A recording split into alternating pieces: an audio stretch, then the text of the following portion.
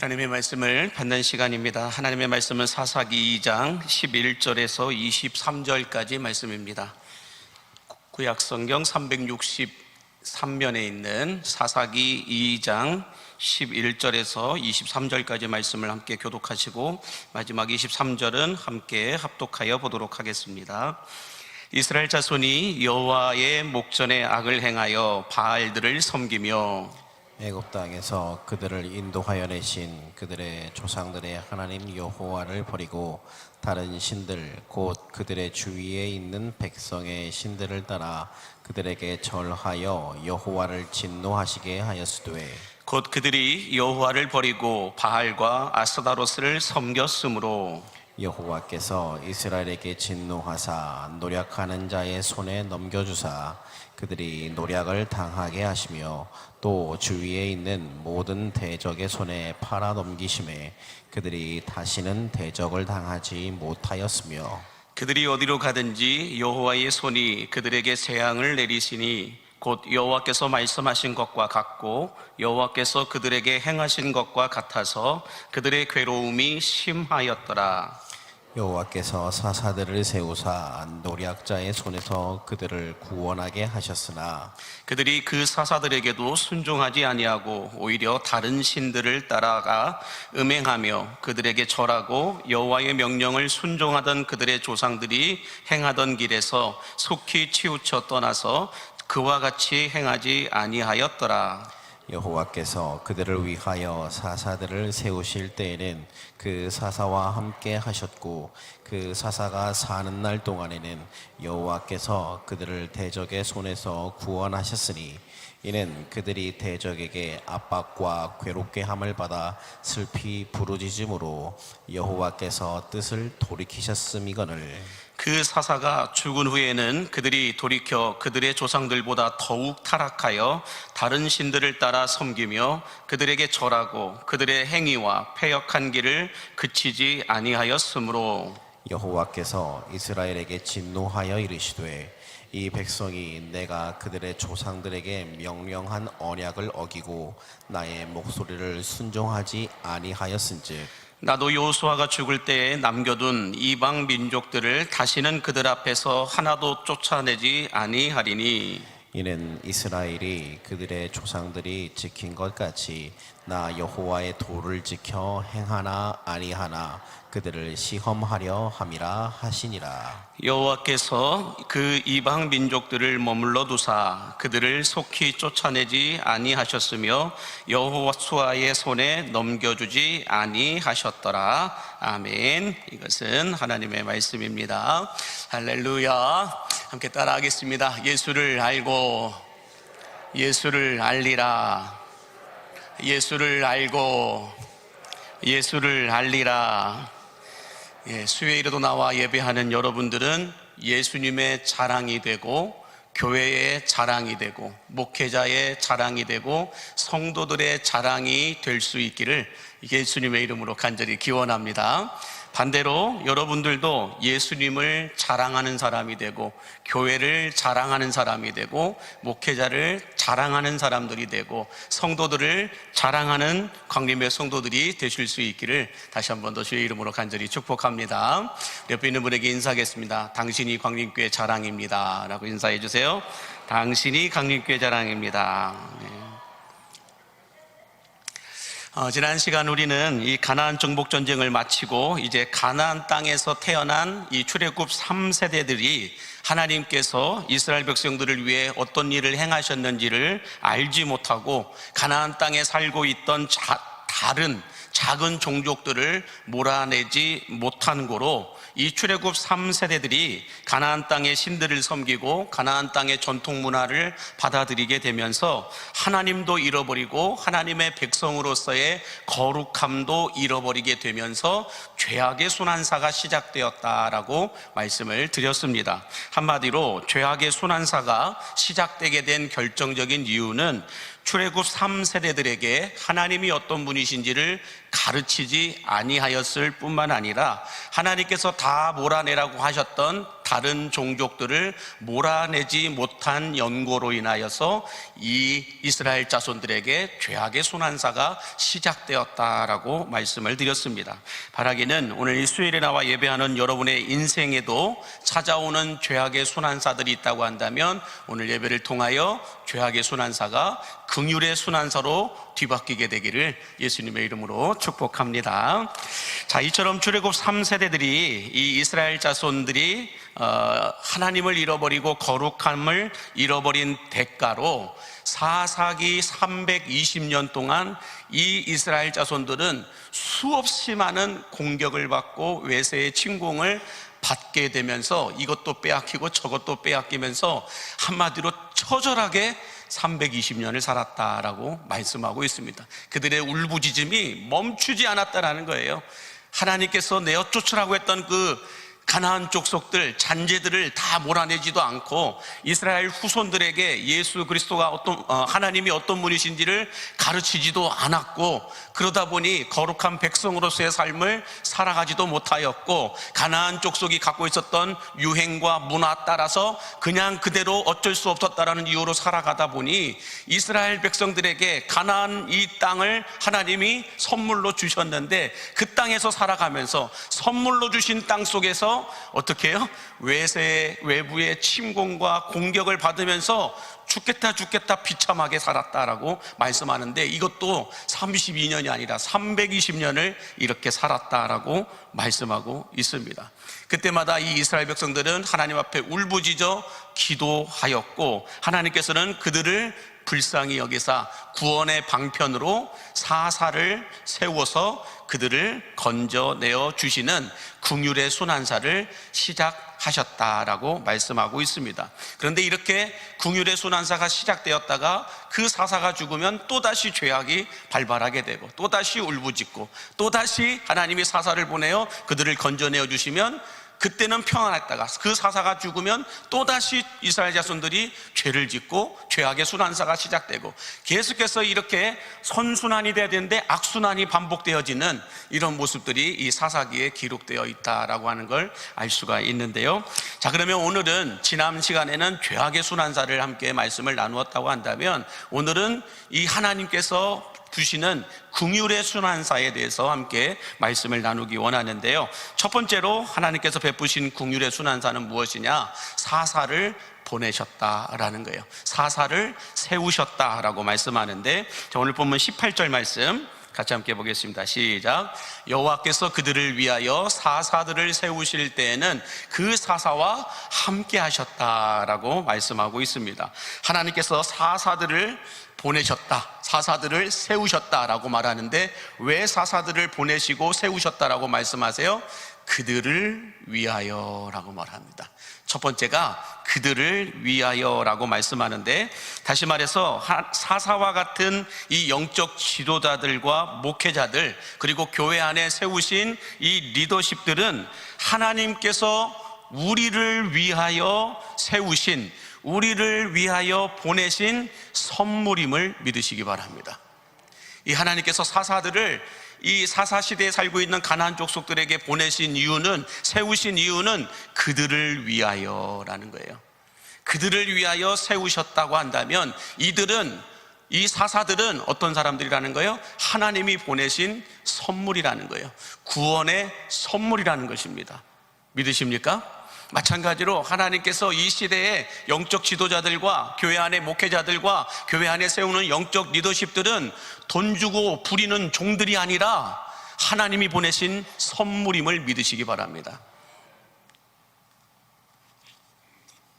그러므로 여러분, 교회 안의 리더십들, 영적 지도자들이라고 하는 사람들은 죄악이라고 하는 흑암에서 우리를 건지시고 하나님 중심의 삶으로 돌려놓기 위하여 보내신 하나님의 은혜요, 선물이요, 구원의 방편임을 믿으시기 바랍니다.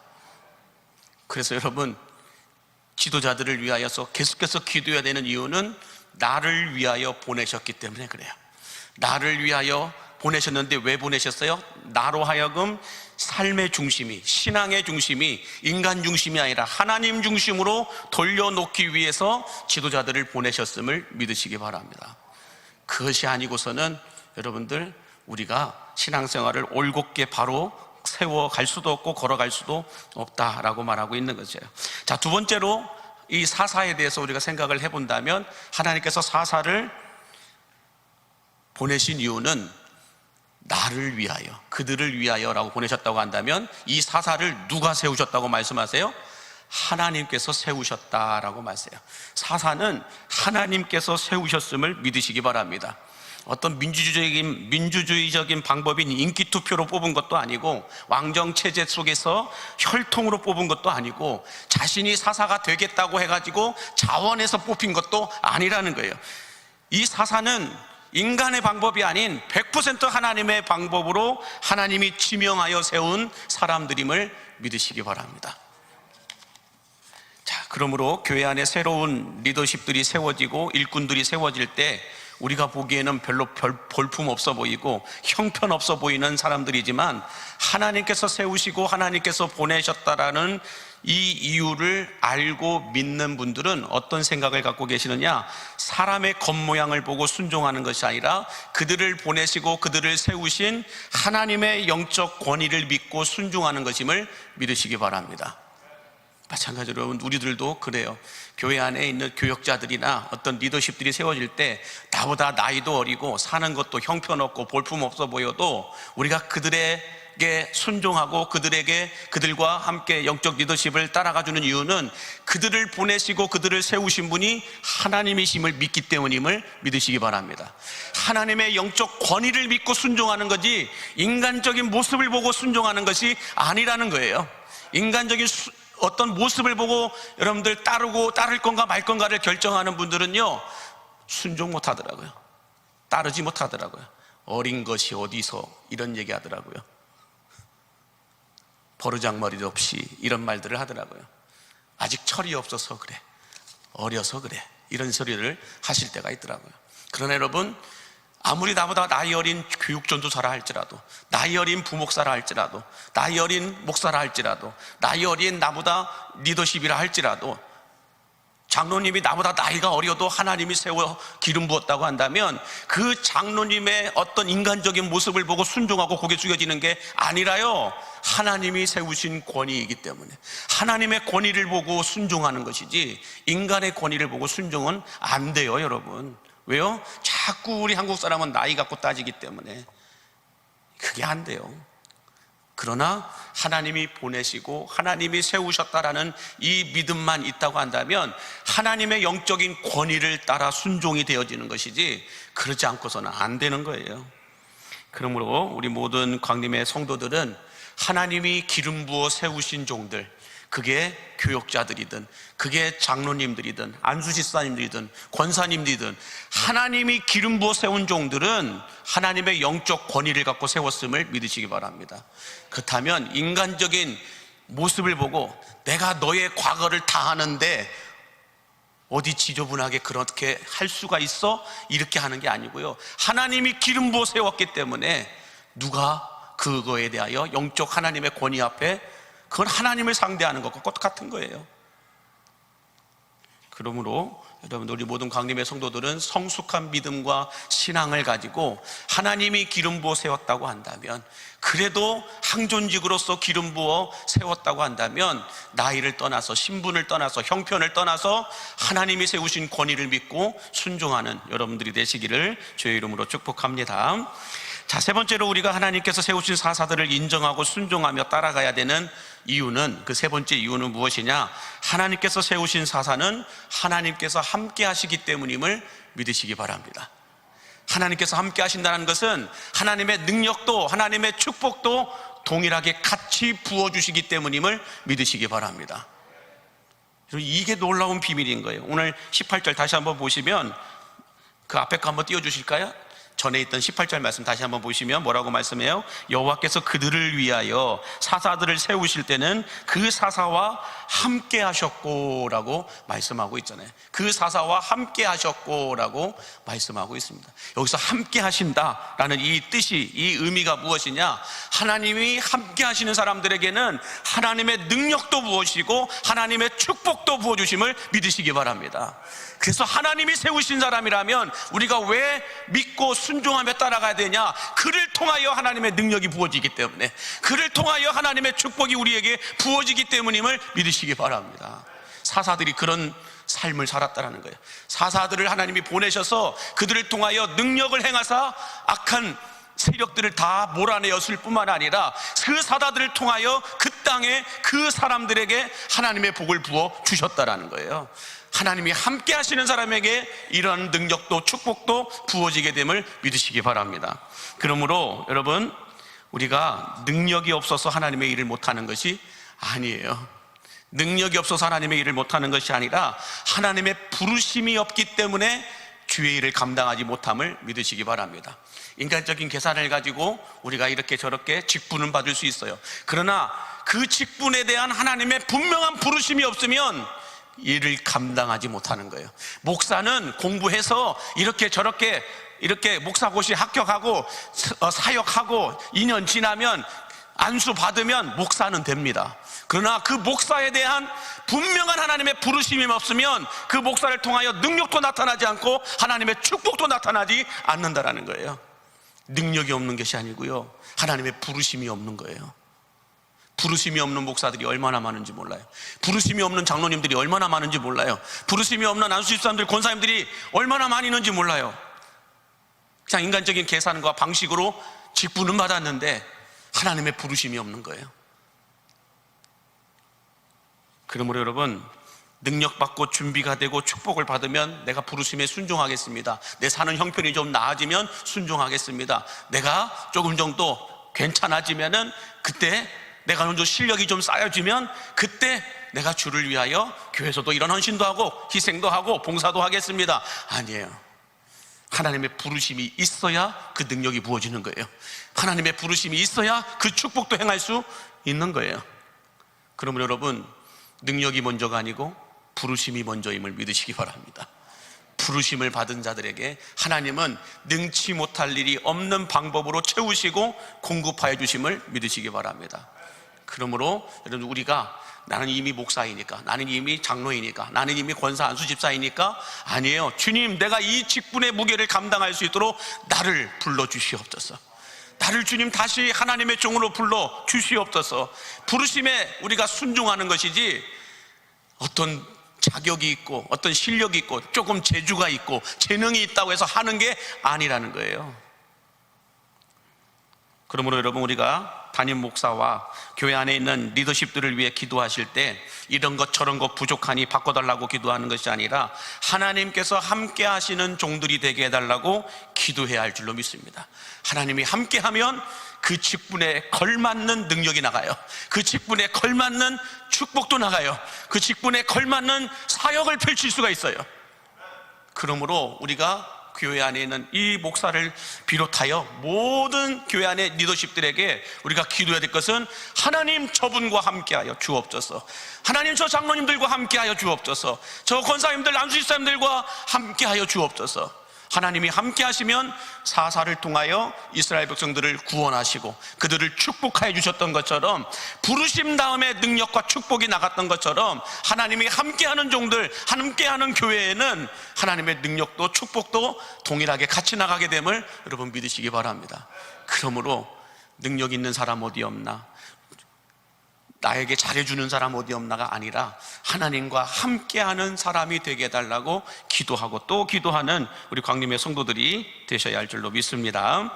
자, 뿐만 아니라 사사가 왜 중요한지, 영적 리더십들이 왜 중요한지를 그 다음 말씀, 우리 사사기 2장 18절과 19절에 이렇게 말씀을 하고 있습니다. 같이 보겠습니다. 시작. 여호와께서 그들을 위하여 사사들을 세우실 때는 그 사사와 함께 하셨고 그 사사가 사는 살아있는 날 동안에는 여호와께서 그들을 대적의 손에서 구원하셨으니 이는 그들이 대적에게 압박과 괴롭게 함을 받아 슬피 부르짖음으로 여호와께서 뜻을 돌이키셨음을 어건을 그 사사가 죽은 후에는 그들이 돌이켜 그들의 조상들보다 더욱 타락하여 다른 신들을 따라 섬기며 그들에게 절하고 그들의 행위와 패역한 길을 그치지 아니하였으므로. 참 중요합니다. 사사가 살아있느냐 죽어있느냐 이 기준을 가지고 사사가 살아있을 때는 구원을 베풀어 주셨고 능력도 베풀어 주셨고 축복도 베풀어 주셨다고 말씀해요. 근데 이 사사가 죽고 난 이후에는 어떤 일이 벌어지냐, 조상들이 살았을 때보다 더 패역하고 더 악한 일들을 행하는 후손들로 바뀌어 버렸다라고 말하고 있어요. 이 참 중요한 말입니다. 사사들이 살아있었을 때는, 그래도 영적 지도자들이 살아있었을 때는, 그래도 하나님께로 우리를 이끄는 자들이 있었을 때는 이스라엘 자손들이 어떻게 했어요? 하나님께로 가까이 가려고, 그래도 하나님의 뜻대로 살아보려고 몸부림치면서 기도도 하고 새벽에도 나와보고 이렇게 수요일에도 나와서 예배해보고 금요일에도 나와서 기도해보고 열심히 몸부림쳤더라는 거예요. 근데 교회 안에 영적 리더십들이 엉망진창이 돼버리면, 교회 안에 있는 영적 리더십의 자리가 흔들려 버리게 되면 어떻게 된다는 거예요? 나보다도 우리 후손들이 더 악한 패역한 세대가 돼버리더라는 거예요. 그래서 우리가 여러분 그런 거 있잖아요. 눈을 저 산꼭대기에서 요만큼 뭉쳐가지고 후루랑 굴려버리면 어떻게 돼요? 얘가 굴러 떨어져서 저 밑에 갔을 때는 엄청난 큰 눈덩이가 이렇게 쌓이게 되면서 이만큼 뭉쳤는데 밑에서는 그 눈에 깔려 죽습니다. 그런 일들이 일어나게 되는 것처럼 우리가 다음 세대들에게 어떤 눈덩이를 굴려주느냐에 따라서 다음 세대들은 달라진다는 거예요. 참 중요한 메시지예요. 사사가 있었을 때는, 사사의 자리가 보장받았을 때는, 사사의 자리가 건강하게 세워져 있을 때는 그래도 후손들에게 좋은 것들을 흘려보냈어요. 좋은 것들을 가르쳐줬어요.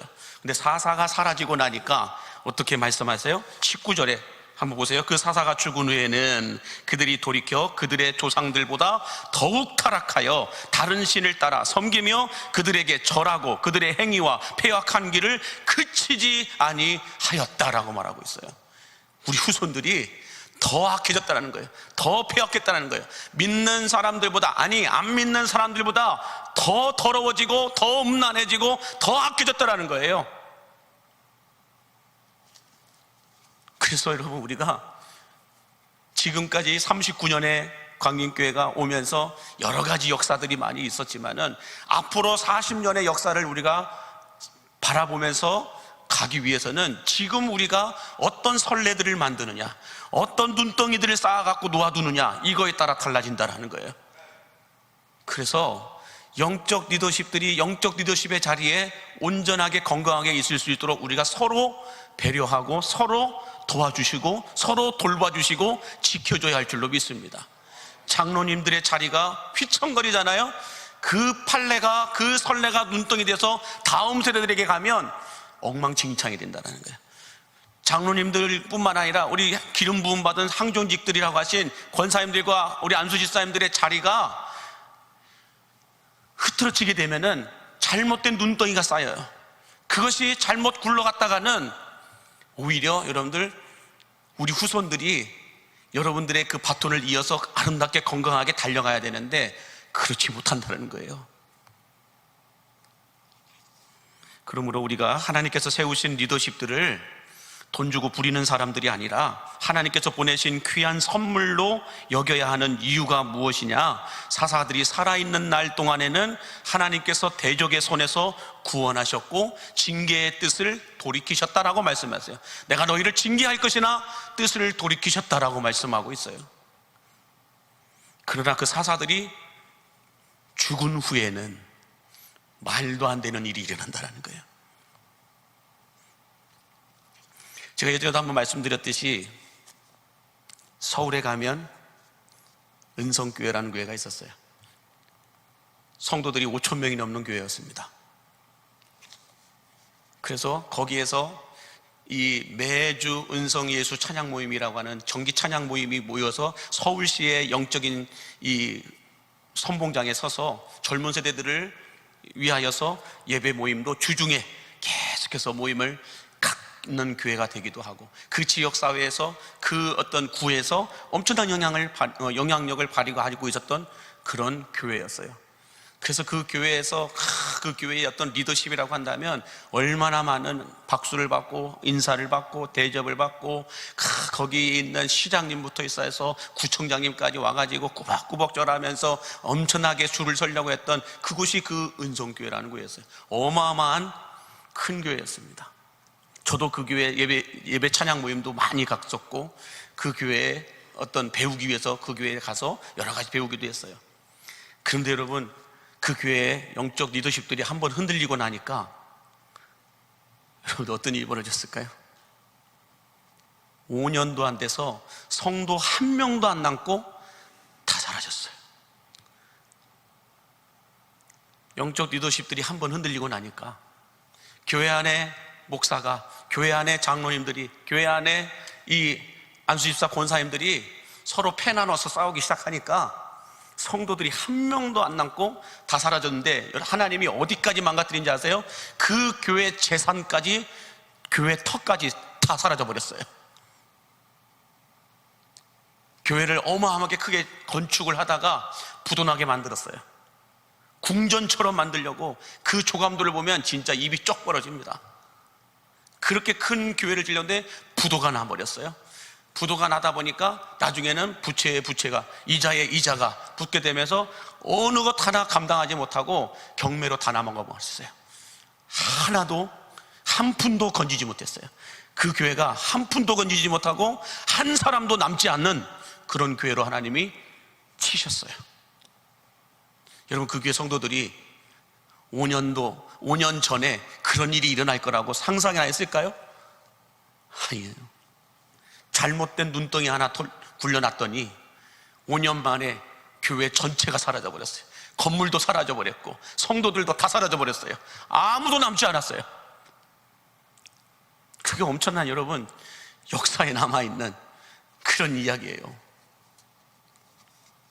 지금은 모르겠어요. 지금은 그 교회 건물 세우려고 했던 곳에 다른 건물이 올라가고 있는지는 모르겠는데 참 대단한 교회였습니다. 눈덩이 하나 잘못 굴렸다가 그런 일이 일어났다라는 거예요. 자, 그러므로 인간 사사가 죽게 되면 하나님은 그 이스라엘 자손들을 다시 내버려 둡니다. 사사가 있었을 때는 하나님이 구원하시고 뜻을 돌이켜 징계를 멈추시고 돌이켜서 그들을 보호하시고 인도하여 주셨습니다. 그러나 그 사사가 죽었을 때는 내버려 두셨어요. 그러다 보니까 또 범죄하게 되고 오히려 조상들보다도 더 타락하고 다른 신을 섬기고 패역한 길로 가기를 그치지 않았다라고 말씀하고 있어요. 이게 지금 사사기의 역사예요. 이처럼 여러분, 인간 사사는 한계성이 있습니다. 영원하지 않아요.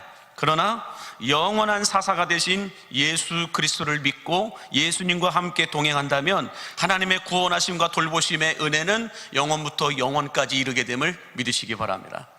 그러므로 우리는 영원한 사사 되신 예수님만 따라가야 할 줄로 믿습니다. 예수 빠진 교회는 끝난 거예요. 예수 빠진 목장은 끝난 거예요. 예수 빠진 항종직은 끝난 거예요. 예수가 빠진 모든 그리스도인들의 삶은 끝이 없어요. 끝이 어떻게 돼요? 사사가 죽은 이후의 모습처럼 패역하고 타락하고 남지 않아요. 다 사라져버린 거예요. 그러므로 우리 모든 광림의 성도들은 인간 따라가는 것이 아니라 영원한 사사 대신 예수님만 따라갈 수 있게 되기를 간절히 바랍니다. 그리고 하나님이 세우신 교회 안의 영적 리더십들을 그 사람을 보고 따를 건가 말 건가를 결정하는 것이 아니라 그를 세우신 하나님을 보고 믿음으로 순종할 수 있는 은혜가 있게 되기를 간절히 바랍니다. 자, 두 번째로 하나님께서 베푸신 긍휼의 순환사는 무엇이냐? 첫 번째는 사사들을 세우셨다는 것인데, 두 번째 긍휼의 순환사는 무엇이냐? 심판하지 않으시고 징계하셨다라고 말하고 있어요. 진노하셨다라고 말씀하는 건데, 오늘 본문 20절 말씀 같이 보겠습니다. 시작. 여호와께서 이스라엘에게 진노하여 이르시되 이 백성이 내가 그들의 조상들에게 명령한 언약을 어기고 나의 목소리를 순종하지 아니하였은즉. 자, 여기 말씀해 보면 여러분들 진노하셨다, 여호와께서 이스라엘에게 심판하셨다 하지 않고 진노하셨다라고 말씀하고 있어요. 자, 여러분, 이 심판과 진노, 징계의 차이가 있다고 한다면 뭐가 있을까요? 심판은 회생 불가능하도록 끝내버리는 행동을 가리켜 말합니다. 근데 징계는 잘못을 깨우쳐 깨달아 알도록 하는 행위가 징계, 진노이다라고 말합니다. 다시 말해서 사사기에 여러분들 마지막 말씀까지 보면은 하나님께서 이스라엘 자손들을 심판하셨다라는 말씀은 없어요. 다른 국가들, 다른 종족들, 민족들은 심판하셨다라는 말씀이 있는데 이스라엘 자손들을 향하여서는 심판하셨다라는 말씀이 없고 징계하셨다, 진노하셨다, 이 말씀들이 있어요. 자, 이 말씀은 뭘까요, 여러분? 심판과 징계, 심판과 진노, 이 차이가 뭘까요? 심판은 끝났다라는 거예요. 더 이상 회복한 불가능하다는 거고, 징계는 내가 그래도 아직 너를 포기하지 않았다라는 거예요. 내가 그래도 아직 너를 생각하고 있다라는 거예요. 내가 아직 그래도 너를 사랑하고 있다라는 거예요. 내가 아직 너에게 마음이 있다라는 거예요. 이 말씀은 뭘까요? 320년 동안 하나님께서 이스라엘을 포기하지 않고 사랑의 마음을 가지고 있으셨다라는 거예요. 320년 동안이나 심판하지 않고 이스라엘 자손들을 징계하셨다라는 것은 내가 너희를 향한 나의 이 포기하지 않는 감정, 사랑의 마음이 아직 남아 있다라는 거예요. 심판과 징계는 이런 차이가 분명하게 있습니다. 그러므로 여러분, 심판받는 것보다는 차라리 회초리 맞는 게 나아요. 자, 한번 우리가 생각을 해봅시다. 부부가 살아가면서 부부싸움을 하고 있다는 것은 뭘까요? 왜 부부싸움 안 하셨던 것처럼 그렇게 또 가만히 계십니까? 자, 부부가 살아가면서 부부싸움을 합니까, 안 합니까? 속으로 말씀하세요. 입으로 얘기하지 마세요. 자, 속으로만 말씀하셔도 됩니다. 자, 부부가 함께 살아가면서 부부싸움을 하고 있다는 것은 사랑의 감정이, 그를 향한 기대의 감정이, 그를 향한 포기하지 않는 마음이 아직 남아있다는 거예요. 그런데 사랑의 감정이 차갑게 말라버린 부부는요, 싸움도 안 합니다. 미움도 없습니다. 서운함도 없습니다. 아무것도 바라는 것도 없이 그냥 살아갑니다. 이런 감정과 이런 상태는 매우 위험한 상태임을 믿으시기 바랍니다. 차라리 싸우는 게 나아요. 그렇다고 해서 오늘 밤에 가셔서 싸우라는 소리는 아니에요. 그 소리는 아닙니다. 우리를 향한 하나님의 마음도 여러분 마찬가지라는 거예요. 우리가 어떻게 살아도 아무런 관심도 없이 그냥 내버려 두신다면 그 사람은 위험한 거예요. 하나님의 무관심은 위험한 겁니다. 차라리 회초리를 드는 게 나아요. 아직 나를 포기하지 않으셨다는 거예요. 아직 나를 향한 사랑의 마음이 차갑게 메말라 버리지 않았다는 거예요. 그래서 여러분, 우리가 죄를 지을 때 아무런 마음의 죄책감도 없고, 마음의 불편함도 없고, 생활의 어려움도 없고, 그냥 내 마음대로 죄를 지을 대로 짓고 살아가는데도 불구하고 아무 일도 일어나지 않는 것을 평안하다라고, 샬롬의 복이다고 겁없이 말하지 마세요. 그건 무관심이에요. 그냥 내버려 두시는 거예요. 그건 끝난 거예요. 심판인 거예요, 여러분.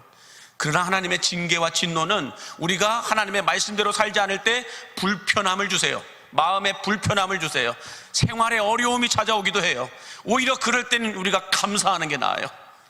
아직 하나님이 나를 포기하지 않으신 거예요. 그 말씀이 히브리서 12장 6절과 7절에 이렇게 말씀합니다. 같이 보겠습니다. 주께서 그 사랑하시는 자를 징계하시고 그가 받아들이시는 아들마다 책찍질 하심이라 하였으니 너희가 참음은 징계를 받기 위함이라. 하나님이 아들과 같이 너희를 대우하시나니 어찌 아버지가 징계하지 않는 아들이 있으리요? 라고 말씀합니다. 그러면 여러분, 우리가 아직 하나님께 징계를 받고 있고 회초리를 맞고 있다고 한다면 여러분은 하나님의 아들임을 믿으시기 바랍니다. 여러분은 하나님의 자녀들임을 믿으시기 바랍니다.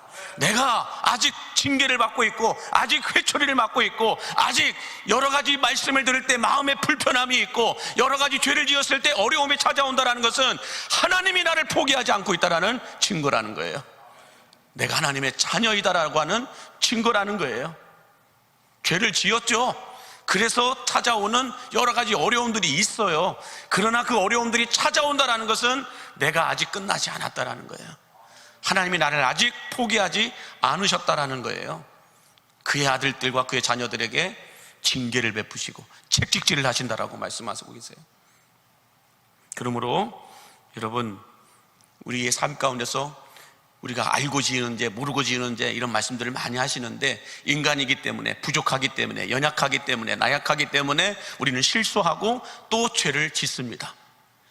그러나 그럴 때마다 아무 일도 일어나지 않았다고 해서 오케이, 이번에는 그냥 넘어가는구나, 오케이, 아무하기도 들키지 않았구나, 나의 11계명은 들키지 말라다, 막 이렇게 생각해서는 안 된다는 거예요. 차라리 죄를 지었으면 마음이 불편해진 게 나아요. 말씀을 들을 때 꾹꾹 찌르는 듯한 불편함이 있으면 나는 아직 살아있다는 증거예요. 아직 하나님이 포기하지 않았다는 증거예요. 차라리 어려움이 찾아오는 게 나아요. 아무런 일이 일어나지 않다고 있다라, 그것은 진짜 위험한 거예요, 여러분. 그래서 로마서 1장 24절, 26절, 28절에 반복해서 나오는 말씀이 뭐예요? 하나님이 그들을 부끄러움에 내버려 두사, 하나님이 그들을 죄악 가운데 내버려 두사, 하나님이 그들을 상실한 마음에 내버려 두사, 무관심이라는 거예요. 차라리 징계가 나아요. 회초리 맞는 게 나아요. 책찍질 맞는 게 나아요. 그렇게 내버려 두사. 우리는 어떻게든 죄짓고 피해 가려고 하죠. 그건 평안이 아니에요. 자유함이 아니에요. 꼬리표예요. 평생 달고 다닐 꼬리표가 붙는 거예요. 차라리 매 맞고 꼬리표 떼내는 게 많아요. 그게 요나예요. 요나도 선지자로서 하나님의 말씀을 거역하여 엉뚱한 길로 갔죠. 니누에로 가라고 했는데 욥바로 내려가서 다시스로 가는 배를 타잖아요. 그 꼬리표를 하나님이 떼주기 위해서 어디까지 데리고 가요? 물고기 뱃속까지 데리고 들어가요. 그게 징계예요. 그게 책찍이라고요. 차라리 그렇게 책찍 맞고 징계 맞아서 물고기 뱃속에서 다시 나와서 꼬리뼈 떼고, 요나야 다시 니느웨로 가라, 그렇게 해서 니느웨 땅에 12만 명을 살리는 그 선지자가 진짜 하나님께 쓰임을 받는 선지자죠. 그런데 하나님의 낯을 피하여서 다시스로 용케 도망갔다 하더라도 그 꼬리표는 여러분 어떻게 될까요? 끝까지 따라 붙어 다니는 거예요. 우리가 이 땅에 살아가면서도 원치 않게 꼬리표 달릴 때가 있어요. 그 꼬리표 숨기고 들키지 않으려고 열심히 숨기고 다닌 분들, 하늘나라 가면 그 꼬리표가 몇백 개가 덜렁덜렁 달리고 있으면 여러분 그때는 숨길 수가 없는 거죠. 그러므로 그냥 꼬리표가 달리면 진실해지는 게 나아요. 하나님 차라리 징계해 주세요. 이 꼬리표가 떼어질 수 있도록, 떼어질 수만 있다면 징계 받겠습니다, 회초리 맞겠습니다, 이게 낫다고요. 그게 더 자유함이에요. 그래서 부모한테 죄짓고 몰래 숨어서 잠든 애들은 편한 잠 못 자요. 그런데 죄짓고 부모한테 회초리 진탕 맞고 자는 애들은 겁나게 편하게 자요. 그게 저예요. 어렸을 때 얼마나 많이 맞았는지 몰라요. 누나들의 고무줄 다 끊어놓고, 누나들의 옷도 다 찢어놓고, 얼마나 많이 맞았는지 모릅니다. 그런데 죄를 지은 걸 매를 맞고 나니까 얼마나 편하게 자는지 몰라요. 매 맞고 잠든 애는 건드리지 않아요. 한가운데서 잡니다. 저희 이남 오녀의 형제지가 아니라고 했잖아요.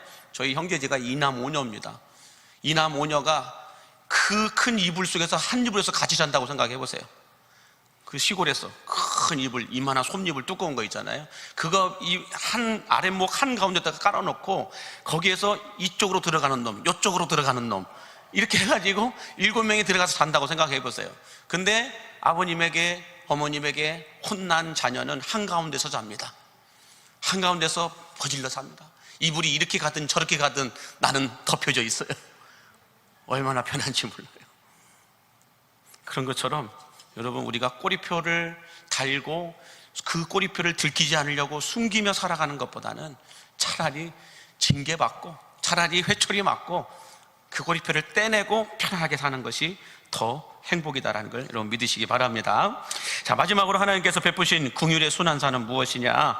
가시 같은 안전장치를 만들어 놓으셨다라는 거예요.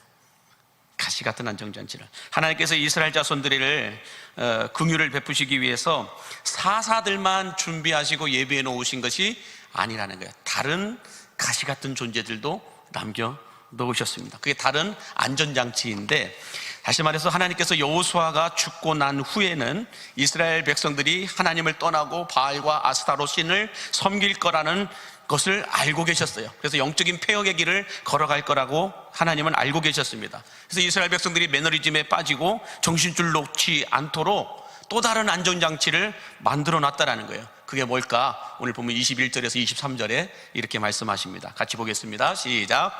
나도 여호수아가 죽을 때에 남겨둔 이방 민족들을 다시는 그들 앞에서 하나도 쫓아내지 아니하리니 이는 이스라엘이 그들의 조상들이 지킨 것 같이 나 여호와의 도를 지켜 행하나 아니하나 그들을 시험하려 함이라 하시니라. 여호와께서 그 이방 민족들을 머물러 두사 그들을 속히 쫓아내지 아니하셨으며 여호수아의 손에 넘겨주지 아니하셨더라 라고 말씀합니다. 자, 여러분, 하나님께서 여호수아를 통해 가나안 땅에 살고 있던 모든 족속들을 하나도 남김없이 다 쫓아내실 수 있었을까요? 없었을까요? 다 배우셨잖아요. 여호수아 때부터 하나님께서 여호수아를 통하여, 가장 용맹스러웠던 여호수아를 통하여 가나안 땅에 살고 있는 7족속들, 그리고 그 7족속들 안에서 또 이름도 없이 종족을 가지고 살고 있었던 이 잔당들까지 전멸시킬 수 있었을까요? 없었을까요? 다 전멸시킬 수 있었습니다. 그런데 하나님이 가나안 7족속인 큰 족속들만 다 멸하시고 그들 안에 있던 이름도 없는 이 미개한 미전도 종족들 같은 이 종족들은 남겨놓으셨어요. 왜 남겨놓으셨을까? 그것은 이스라엘 백성들을 위한 안전장치로 하나님이 남겨놓으셨다라고 말해요. 그들에게 이 가시 같은 존재들을 320년이 넘는 시간 동안 하나님이 내버려 두셨어요. 거기에서 함께 공존하며 함께 공유하며 살아갈 수 있도록 남겨놓으셨다는 거예요. 그 이유가 무엇이냐? 왜 이 잔당들이라고 하는 잔재 세력들을 하나님이 남겨놓으셨을까? 하나님의 도를 이 이스라엘 자손들이 행하나 행하지 않나 보기 위해서였다라고 말씀하고 있어요. 참, 이 말씀이 중요한 거예요, 여러분. 자, 여기서 도를 행하나 행하지 않나 하나님이 보시기 위한 것은 테스트해 보기 위해서라는 거죠. 체크해 보기 위해서. 하나님의 도를 따라 이들이 행하나 행하지 않나 테스트해 보기 위해서, 체크해 보기 위해서 하나님은 이 7족속 안에 있던 종족들, 잔당들을 남겨놓았다라고 말씀하고 있습니다. 자, 여러분, 우리들도 직장생활 할 때나 신앙생활 할 때나 일반적인 삶을 살아갈 때 이런 사람들이 있습니까? 없습니까? 저 사람만 없으면 진짜 내가 행복할 수 있을 것 같은데. 속으로 얘기하세요. 저 사람만 없으면 내가 진짜 행복할 것 같은데. 또 갑자기 또 남편을 떠올리면 안 됩니다. 자, 저 사람만 없으면 내가 행복할 수 있을 것 같은데, 저 사람만 없으면 내가 1등 할 수 있을 것 같은데, 저 식당만 없으면 우리 식당에 사람들이 많이 몰려올 것 같은데, 저 기업만 없으면 우리 기업이 승승장구할 것 같은데, 저 교회만 없으면 우리 교회가 부흥할 것 같은데. 이런 존재들이 있습니까? 없습니까? 있잖아요. 우리 목장 안에 저 사람만 없으면 우리 목장이 천국 같은 목장이 될 것 같은데, 우리 교회에 저 사람만 없으면 진짜 행복한 교회가 될 수 있을 것 같은데. 그런데 여러분, 하나님께서 그 가시 같은 존재들을 내 옆에 남겨두신 이유가 무엇이라는 거예요? 내가 하나님의 도를 지켜 행하나 행하지 않나 테스트해 보기 위해서라는 거예요. 내가 하나님의 말씀대로 순종하며 살아가나 살아가지 않나, 내가 하나님 중심대로 살아가나 살아가지 않나, 하나님의 뜻대로 살아가나 살아가지 않나 테스트해보기 위하여 가시 같은 존재를 놓아두었다는 거예요. 여호수아를 통하여 다 쓸어버릴 수 있었지만, 전체 다 전멸시킬 수 있었지만 여호수아의 손에 맡기지 않았다는 거예요. 그 잔당들은 남겨 놓으셨다는 거예요. 왜요? 이스라엘의 자손들이 여호와의 도를 행하나 행하지 않나 테스트해보기 위해서. 자, 여러분, 하나님의 도를 지켜 행하나 행하지 않나, 이것을 제가 의미를 찾아보니까 하나님만을 의지하며 살고 있는지 아닌지, 하나님의 말씀대로 순종하고 있는지 아닌지, 하나님께서 맡기신 영혼들을 잘 지키고 있는지 아닌지, 하나님 중심의 삶을 살고 있는지 아닌지, 교회에서 받은 직분대로 살아가고 있는지 아닌지, 이 모든 것들을 체크해보기 위해서이다라고 말씀하세요. 한마디로 지금은 그렇지 않지만 여러분, 바닷가에서 잡은 물고기들을 서울에 있는 식당까지 신선하게 건강하게 살아있는 물고기로 옮기기 위해서는 그 화로차에다가 뭘 넣어놔요? 그 물고기들의 천적 물고기 한 마리를 집어넣습니다. 그러면은 이 천적 물고기 한 마리가 다른 그 물고기들을 잡아먹으려고 엄청나게 돌아다니겠죠, 그 화로차 안에서.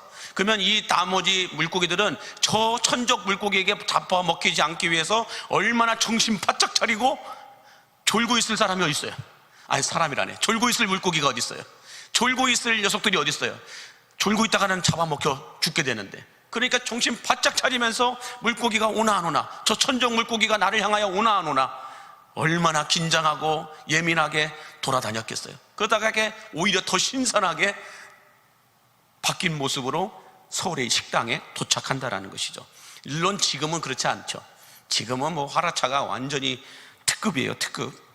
자, 그러므로 믿음의 사람들은 신앙생활을 하면서 나를 힘들게 하는 저 사람만 없으면 천국 같은 교회가 되고 천국 같은 신앙생활을 할 수 있을 것 같은데, 저런 사람을 내 곁에, 우리 교회, 우리 목장에 남겨두신 하나님 이유가 뭡니까? 라고 물을 때가 있습니다.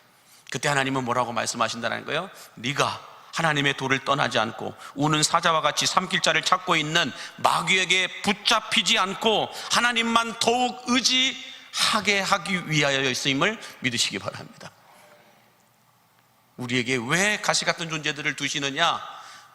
우리가 영적으로 나태해지지 않기 위해서, 우리가 매너리즘에 빠지지 않게 하기 위해서.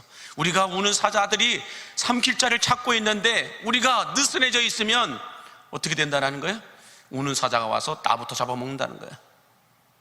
긴장하라는 거예요. 정신줄 놓지 말고 우리가 제대로 신앙생활 할 수 있도록 하나님은 나로 하여금 정신 번쩍번쩍 나게 기도하게끔 만들어 가신다는 거예요. 이 사실을 깨닫고 나면 여러분 어떻게 될까요? 나를 힘들게 하는 그분이 얼마나 고마운지 몰라요.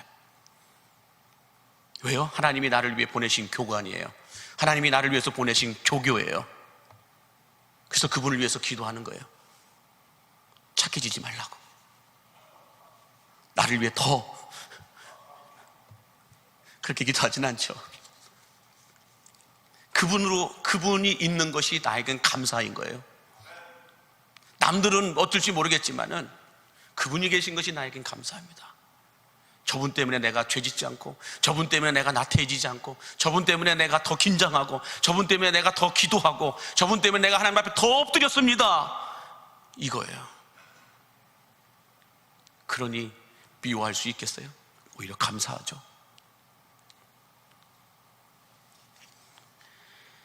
그러므로 여러분, 우리를 마귀의 손 아래에서 건져내어 주시고 죄악의 올무에서 벗어나게 하시기 위해서 하나님은 우리를 어떻게 하실까요? 사사와 같은 영적 지도자들을 세우시고 보내어 주심을 믿으시기 바랍니다. 분명해요. 우리 여기에 있는 목자님들, 부목자님들, 교사 선생님들, 특별히 영혼을 책임지고 있는 분들은 영적 지도자들인 거예요. 하나님이 세우신 거예요. 그러므로 목자가 왜 저래? 부목자가 왜 저래? 교사들이 왜 저래? 이건 위험한 말이에요. 하나님의 권위에 도전하는 거예요. 하나님이 세우셨다면 치시는 것도, 징계하시는 것도, 회초리를 드시는 것도 누가 들어요? 하나님이 드세요. 우리는 그를 위하여 기도할 뿐이에요. 사사를 보내어 이스라엘 백성들을 구원하시고 그 사사들을 통하여 하나님의 징계의 마음을 돌이켜 주셨던 것처럼 여러분을 위하여 기도하는 지도자들을 위하여서 여러분 기도해 주셔야 되는 게, 그 지도자들을 통하여 하나님이 나를 향한 징계의 마음을 돌리신다라는 거예요. 나를 보호하도록 보내셨다라는 거예요. 뿐만 아니라 가시 같은 존재들을 통하여서 하나님은 나로 하여금 하나님의 품을 떠나지 않도록, 하나님이 아닌 다른 세상을 의지하지 않도록 주님은 정신 차릴 수 있도록 이 이스라엘 백성들에게 그 가나안 족속 아내 족족들을, 그 아내 잔재들을 남겨놓으셨던 것처럼 우리들도 마찬가지입니다. 여러분 똑같아요. 가만히 보면은 다 제가 생각하는 그 가시 같은 존재가 다른 사람에게도 가시 같은 존재일까요? 아니에요. 나한테만 가시 같은 존재예요. 다른 사람에게는 얼마나 천사 같은 존재인지 모른다라는 거예요. 그렇지 않습니까? 저 또한 누군가에게는 가시 같은 존재일 수도 있겠죠. 그러나 누군가에게는 천사 같은 존재예요. 날개가 좀 없을 뿐이지 천사 같은 존재이다라는 거예요. 그러면 여러분, 내가 불편해한 그분이 모두가 다 불편한 사람이라고 함부로 생각하지도 말고 착각하지도 마세요. 나한테는 불편할지 모르지만 다른 사람한테는 얼마나 행복한 사람인지 모른다는 거예요. 그러므로 여러분들, 나에게 불편한 그런 상황, 그런 상태, 그런 사람, 하나님이 나를 위하여 남겨놓으신, 나를 위하여 세워두신 하나님의 교관이고 하나님의 조교임을 믿으시기 바랍니다. 그분에게 감사할 거예요. 저희들도 군대에 있을 때 훈련병 때 그러잖아요. 조교들이 얼마나 싫은지 모릅니다.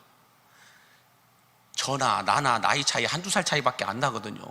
조교나 우리나 한두 살 차이밖에 안 나는, 오히려 군대를 늦게 간 저 같은 경우는 그 조교들이 나보다 어리거나 나하고 동갑이거든요. 근데 조교랍시고 와가지고 얼마나 모욕을 주고 얼마나 땅을 팍팍팍 굴리는지 모릅니다. 화딱지가 이만큼 나요. 제가 6월 군번이라 여름에 들어갔거든요. 더운데 거기서 전병장을 빙빙빙, 너무 힘들었어요. 한바탕 관심병사가 될 뻔했어요.